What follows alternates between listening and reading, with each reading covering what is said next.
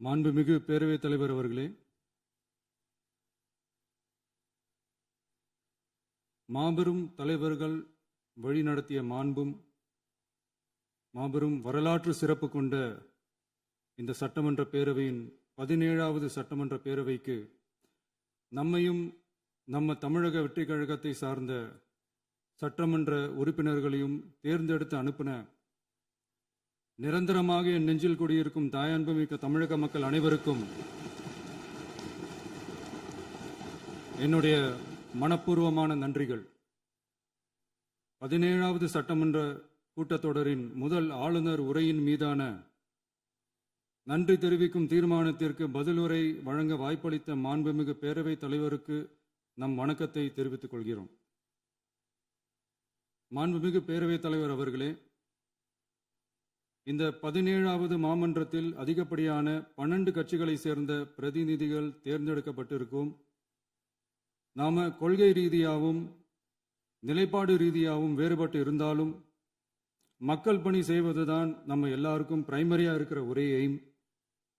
அந்த வகையில தான் நம்ம எல்லாருமே நம்ம மக்களால் அங்கீகரிக்கப்பட்டு சட்டமன்றத்திற்கு வந்திருக்கிறோம்.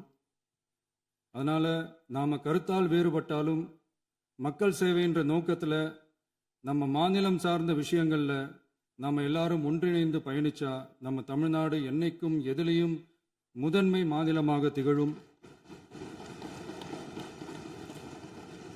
ஆளுநர் உரைக்கு நன்றி தெரிவிக்கும் தீர்மானத்தில் பேசின மாண்புமிகு உறுப்பினர்களுக்கு நன்றி. எதிர்த்து பேசினாதான் எதிர்கட்சின்னு ப்ரூவ் பண்ண முடியும்னு நினைச்சுக்கிட்டு பேசின எதிர்கட்சியை சேர்ந்த எதிர்கட்சி தலைவர் உள்ளிட்ட மாண்புமிகு உறுப்பினர்களுக்கும் வணக்கமும் நன்றியும். பதிலுரை வழங்குற அதே நேரத்தில் நம்மளை சட்டமன்ற உறுப்பினராக தேர்ந்தெடுத்த பெரம்பூர் தொகுதி மக்களுக்கு நம்மளோட நெஞ்சார்ந்த நன்றிகள். அதே மாதிரி ராஜினாமா பண்ணிட்டாலும் நம்மளை தேர்ந்தெடுத்த திருச்சி கிழக்கு மக்களுக்கும் இந்த மன்றத்தில் நம்மளோட நன்றியை பதிவு செய்கிறோம். அப்புறம் நம்மளோட அரசியல் பயணத்தை பற்றியும் கொஞ்சம் பதிவு செய்ய விரும்புகிறோம்.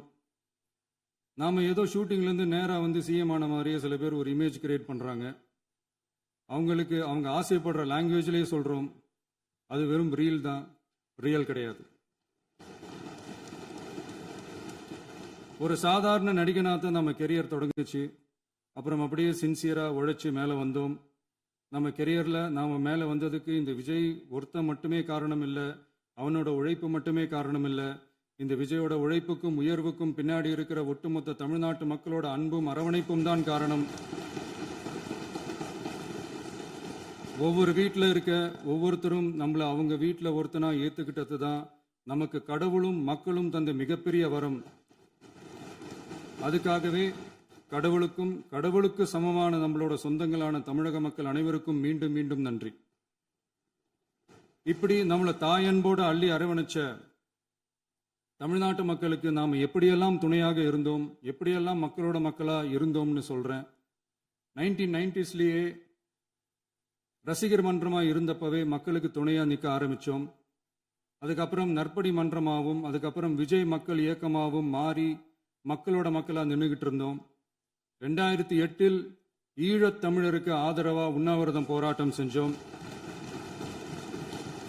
போர் முடிவுக்கு வரணும், நம்ம தொப்புள் கூடிய உறவுகளான ஈழத் தமிழர்களுக்கு பாதுகாப்பான நிம்மதியான ஒரு வாழ்வு கிடைக்கணும்னு அன்னைக்கே கோரிக்கை வச்சோம். 2009 ஆரம்பிச்ச விஜய் மக்கள் இயக்கம் வழியா நம்மளோட மக்கள் நல பணிகளை எக்ஸ்டெண்ட் அண்ட் எக்ஸ்பேண்ட் பண்ணிக்கிட்டே வந்தோம். கல்விக்கு துணையா இருந்தோம், சோஷியல் சர்வீஸ் செஞ்சோம், வெள்ள நிவாரணத்தில் துணையா இருந்தோம், கொரோனா காலத்தில் மக்களுக்கு தோள் கொடுத்தோம். விலையில்லா விருந்தகம், குருதியகம், முட்டைப்பால் ரொட்டி திட்டம், விழியகம், பயிலகம், நூலகம், இப்படி பல வழியில மக்களுக்கு துணையா இருந்தோம். அப்புறம் நம்மளோட திரைப்படங்கள்ல நம்மளால முடிஞ்ச வரைக்கும் ஊழல் எதிர்ப்பை சொன்னோம், சமூக நீதியை சொன்னோம், கல்வியை பத்தி சொன்னோம், அரசியலை பத்தி சொன்னோம். அரசியலை பத்தி பேசுனதுனால நம்ம படங்கள் சந்திச்ச இது வரைக்கும் சந்திக்கிற பிரச்சனையை பத்தி எல்லாருக்குமே தெரிஞ்சதுதான். இது மட்டும் இல்லாம 2011 நாகப்பட்டினத்தில் மீனவர் பிரச்சனைகளுக்கு ஆதரவாக ஒரு பெரிய பொதுக்கூட்டம் நடத்தினோம். மீனவர்கள் மீதான தாக்குதலை கண்டிச்சு பேசி அதில் நம்மளோட எதிர்ப்பை பதிவு செஞ்சோம். 2017 ஜல்லிக்கட்டு போராட்டத்தில் தமிழர் பண்பாட்டு உரிமைக்கான நம்மளோட ஆதரவை தெரிவித்தோம். 2018 ஸ்டெர்லைட் போராட்டம் துப்பாக்கி சூட்டில் பாதிக்கப்பட்ட நம்ம சொந்தங்களை நேரில் சந்திச்சு ஆறுதல் சொன்னோம். 2021 உள்ளாட்சி தேர்தலில் விஜய் மக்கள் இயக்க வேட்பாளர்கள் போட்டியிட்டு ஜெயிச்சாங்க. கல்வி விருது விழா நடத்தி சிறந்த மதிப்பெண் பெற்ற மாணவ மாணவிகளுக்கு ஊக்கத்தொகையும் பரிசும் கொடுத்தோம். 2024 தமிழக வெற்றி கழகத்தை ஆரம்பிச்ச உடனேயே CAA-வை எதிர்த்து அறிக்கை விட்டோம். அரசியல் கட்சி ஆரம்பிச்சு விழுப்புரம் மாவட்டத்தில் விக்கிரவாண்டியில் நம்மளோட முதல் மாநில மாநாட்டிய வெற்றி கொள்கை திருவிழாவை நடத்தினோம். தந்தை பெரியார், பெருந்தலைவர் காமராஜர், அண்ணல் அம்பேத்கர், வீரமங்கை வேலுநாச்சியார், மக்கள் சேவகர் அஞ்சலை அம்மாள்னு நம்மளோட 5 கொள்கை தலைவர்களை அறிவிச்சோம். இந்தியாவிலே 2 பெண் ஆளுமைகளை கொள்கை தலைவர்கள் அறிவிச்ச ஒரே கட்சி நம்ம டிவிக்கு மட்டும்தான் என்ற பெருமையோடு அறிவிச்சோம். பெரியார் சொன்ன மாதிரியே அவர் சொன்னதுல நமக்கு ஏற்புடையதை மட்டும் எடுத்துக்கிட்டோம். அவரோட கடவுள் மறுப்பு கொள்கையில நமக்கு உடன்பாடு இல்லைன்னு ஓப்பனா அறிவிச்சோம். நமக்கு கடவுள் நம்பிக்கை உண்டுன்னு அறிவிச்சோம். யாரோட நம்பிக்கைக்கும் நாம் எதிரானவங்க இல்லைன்னு தெளிவா அறிவிச்சோம். பெண் கல்வி, பெண்கள் முன்னேற்றம், சமூக சீர்திருத்தம், சமூக நீதி, இப்படி பெரியாரோட கருத்துக்களை நிறையவே ஏத்துக்கிட்டோம்னு அறிவிச்சோம். அண்ணல் அம்பேத்கரோட சம வாய்ப்பு, சமநீதி, சமத்துவத்தை ஃபாலோ பண்ணுவோம்னு அறிவிச்சோம். பெருந்தலைவர் காமராஜரோட மதச்சார்பின்மையை ஏத்துக்கிட்டதோட அவரோட நேர்மையான நிர்வாகத்தையே ஒரு கொள்கையா ஏத்துக்கிட்டோம்னு அறிவிச்சோம். வீரமங்கை வேலு நாச்சியாரோட மண் மீட்பையும் சமூக நல்லிணக்கத்தையும் பின்பற்றுவோம்னு அறிவிச்சோம். மக்கள் சேவகர் அஞ்சலை அம்மாளோட விடுதலை வேட்கையையும் மக்களோட வாழ்வாதாரத்துக்காக உறுதியாக நிற்கிறதையும் பின்பற்றுவோம்னு சொன்னோம். எல்லாருக்கும் எல்லாமும் கிடைக்கணும், எம் மதமும் நம் மதம்னு சொல்லி மதச்சார்பற்ற சமூக நீதி தான் நம்ம கொள்கைன்னு அறிவிச்சோம். நம்ம கொள்கை எதிரி யாரு, அரசியல் எதிரி யாருன்னு ஓப்பனா அறிவிச்சோம். எல்லாத்துக்கும் மேல பிறப்புக்கும் எல்லா உயிருக்கும்ன்றத நம்மளோட அடிப்படை அரசியல் கோட்பாட்டா அறிவிச்சுட்டு தான் அரசியலுக்கே வந்தோம். நம்ம மதுரை மாநாட்டில் நம்மளோட தேர்தல் அரசியல் மற்றும் ஆட்சி அதிகார அரசியல் வழிகாட்டியா அறிஞர் அண்ணாவையும் புரட்சி தலைவர் எம்ஜிஆரையும் ஏத்துக்கிட்டதா அறிவிச்சோம். அப்புறம் இன்னனையும் நாம் இங்க பதிவு செஞ்சே ஆகணும். எல்லாரும் கட்சி ஆரம்பிச்சுட்டு தான் ஒவ்வொரு வீட்டுக்குள்ளேயும் போவாங்க. ஆனா நாம ஒவ்வொரு வீட்டுக்குள்ளேயும் போனதுக்கு அப்புறம் தான் கட்சியவே ஆரம்பிச்சிருக்கிறோம். ஒவ்வொரு வீட்டில் ஒவ்வொருத்தரும் நம்மளை அவங்க பிள்ளையா, மகனா, அண்ணனா, தம்பியா ஏத்துக்கிட்டதும் இயல்பா நடந்துச்சு. தமிழ்நாட்டு மக்களோட மனசுக்குள்ள போறதுக்கு நாம பட்ட பாடு நமக்கு மட்டும்தான் தெரியும். இதெல்லாம் புரிஞ்சாலும் புரியாத மாதிரி இருக்கிறவங்க தான் நம்மள நடிகன் என்று சொல்லியும் நம்ம கட்சியை நடிகன் கட்சின்னு சொல்லியும் சில நக்கல், நையாண்டி இதெல்லாம் பேசுவாங்க. அதை பத்தி நமக்கு கவலை இல்லைன்னு.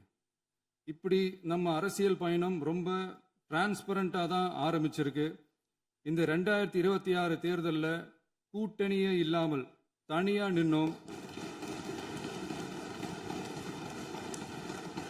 மக்கள் நம்மளை தெளிவா புரிஞ்சுக்கிட்டதாலையும் நம்ம டிவிகே தோழர்களோட உழைப்பாலையும் நாம 35% வாக்குகளை வாங்கினோம். 1,72,00,000 வாக்குகளோட தமிழ்நாட்டிலேயே தனி பெரும் கட்சியா வந்தோம்.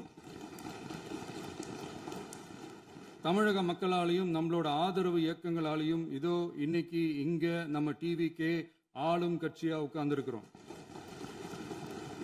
இந்த ஆளும் கட்சியா ஆனதும் அவ்வளவு சாதாரணமாலாம் நடந்துடல. 2.25 வருஷத்துல ஆட்சிக்கு வந்துட்டீங்கன்னு ரொம்ப கிண்டலா கேலியா சிலர் பேசுறாங்க. எங்களோட இந்த 2.25 வருஷ டிராவல்ல எவ்வளவு வலியும் வேதனையும் இருக்குது.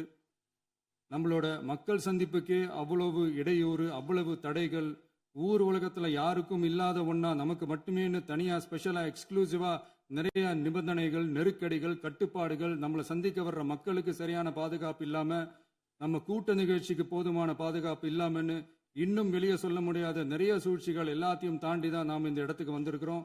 But still miles to go. நம்ம டிராவல்ல எல்லாத்துக்கும் உச்சமா நம்மளோட சொந்தங்கள், நம்மளோட உறவுகள், 41 பேர் கரூர் சம்பவத்தில் இழந்த வேதனை எல்லாம் எப்படி சொல்றதுனே தெரியல. நம்ம மனசை விட்டு என்னைக்கும் அந்த வலியும் வேதனையும் நீங்கவே நீங்காது. அதுலயும் நம்ம மேலேயே பழி போட்ட கொடுமையெல்லாம் இருக்கும் பாருங்க, அதெல்லாம் வேற லெவலுங்க. என்னத்துக்கு அப்படியெல்லாம் செஞ்சாங்கன்னு தெரியல. அரசியல்னா இப்படியெல்லாம் கொடூரமா இருக்கணுமா என்ன?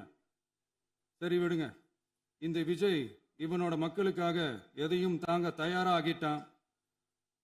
இவ்வளவு பெயின்ஃபுல்லான நம்ம பொலிட்டிக்கல் டிராவல்ல நம்மளோட மிகப்பெரிய ஆறுதலும் பலமும் என்ன தெரியுமா? என் நெஞ்சில் குடியிருக்கும் என்னோட தமிழ்நாட்டு மக்களும் என் உயிருக்கு உயிரான என்னோட தோழர்களும் தான். அவங்களோட பலத்தால தான். அன்னைக்கு 1967 முன்னாள் முதல்வர் மாண்புமிகு அறிஞர் அண்ணா அவர்கள் தலைமையில் அமைஞ்ச சாமானியர்களோட ஆட்சி மாதிரி 1977 முன்னாள் முதல்வர் மாண்புமிகு புரட்சி தலைவர் எம்ஜிஆர் அவர்கள் தலைமையில் அமைஞ்ச மிக சாமானியர்களோட ஆட்சி மாதிரி இதோ இன்னைக்கு அதே வரிசையில 2026 சட்டமன்ற தேர்தலில் இந்த விஜயோட தோழர்கள் இடம்பெற்ற ஒரு மிக மிக சாமானியர்களின் ஆட்சி அமைஞ்சிருக்கு. வாகை சூடும் வரலாறு திரும்பி இருக்கிறது. இப்படி ஒரு தீர்ப்பை மக்கள் அளிச்சதுனால தான் தமிழக வரலாற்றில் ஒரு மகத்தான கூட்டணி ஆட்சியை நாம் அமைச்சிருக்கிறோம். இளைஞர்களால என்ன செய்ய முடியும், பெண்களால என்ன செய்ய முடியும்னு கேட்டவங்களுக்கான பதில் தான் இன்னைக்கு அமைஞ்சிருக்கிற நம்ம ஆட்சி. ஒரே ஒரு குடும்பம் மட்டும் முக்கியம்னு சொல்றது நம்மளோட ஆட்சி அதிகார அரசியல் இல்ல. தமிழ்நாட்டில் இருக்கிற ஒவ்வொரு குடும்பமும் முக்கியம்னு சொல்றது தான் நம்ம அரசியல். நம்மளோட ஆட்சி அதிகாரம் அதான் நம்மளோட மனசாட்சி உள்ள மக்களாட்சி. இந்த 2026 தேர்தலில் யாராலும் உடைக்கவே முடியாதுன்னு சொன்ன மதத்தை உடைச்சோம், சாதியை உடைச்சோம், முக்கியமா காசு கொடுத்து ஓட்டு வாங்குற ஒரு நச்சு கலாச்சாரத்தையே சுக்கு நூறா தூள் தூளா உடைச்சிருந்தோம். நாம கிளீன் கவர்னன்ஸ் அண்ட் குட் கவர்னன்ஸ்ல உறுதியா இருக்கிறோம். இப்ப மட்டும் இல்ல, எப்பவுமே இப்படிதான் இருப்போம். இதுல 100% இது உண்மைன்றதுனால தான் பாரம்பரியமான தினத்தந்தி பத்திரிகை ஊழலின் ஊற்றுக்கண் அடைக்கப்படுகிறதுன்னு 16/6/2026 அன்னைக்கு ஒரு தலையங்கமே எழுதியிருக்கு. ஒரு தவறு செய்தால் அது தெரிந்து செய்தால் அவன் தேவன் என்றாலும் விடமாட்டேன் என்று எம்ஜிஆர் அன்று பாடினார். அதை இன்று விஜய் செயலில் காட்டுகிறார்னு அந்த எடிட்டோரியல்ல எழுதியிருக்கு. இந்த நேரத்தில் தினத்தந்திக்கு நம்மளோட நன்றியை தெரிவிச்சுக்கிறோம். அரசியலுக்கு வந்து 2 வருஷம் தான் ஆகுது. உங்களுக்கு என்ன தெரியும், உங்களால என்ன முடியும்னு கேலியா கேட்டவங்களுக்கு தினத்தந்தியோட பதிலை இப்போதைக்கு போதும்னு நினைக்கிறேன். என்னென்னமோ செய்வான்னு சொல்றானே இந்த விஜய், பல வருஷமா இருக்கிற ஒரு பதவி வெறி பிடிச்ச அரசியலை உடைச்சி எப்படி செய்வான்னு நம்ம மக்களை யோசிச்சிருவாங்க. இதோ இப்போ நம்ம மக்களுக்கு புரிஞ்சிருக்கும். இப்பவும் சொல்றோம், இது வெறும் ஆரம்பம் தாங்க. இந்த மாபெரும் சபையிலிருந்து கேட்கிற மக்களே, நமக்கு கொஞ்சம் அவகாசம் கொடுங்க. இதுக்கு முன்னாடி, அதாவது 2017 கடைசியில இருந்து 2026 ஏப்ரல் வரைக்கும் இருந்த புண்ணியவான்கள் ஆட்சியில ஒவ்வொரு டிபார்ட்மெண்ட்லயும் போட்ட ஏராளமான ஓட்டைகளை அடைச்சிக்கிட்டே படிப்படியா மக்களுக்கு நல்லதையும் செஞ்சுக்கிட்டே வருவோம். அதனாலதான் நமக்கு எதிரா யார் யாரோ சேரவே மாட்டாங்கன்னு நினைச்சவங்க எல்லாம் ஒன்னா சேர்றாங்க. நம்ம ஆட்சிக்கு டேட்டு குறிக்கிறாங்க.